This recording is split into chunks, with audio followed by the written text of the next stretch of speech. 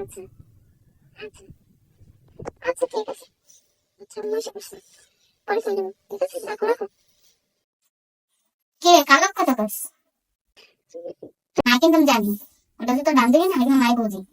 মামলা কথা কইলে তুমি কথা বলবো? দিনা কথা কই দিবি না, মা তোর বন্ধু না, দে কথা কইলে মামলা দি।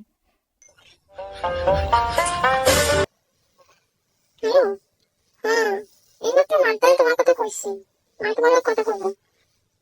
এই নাও কথা কও, নাও কথা কও।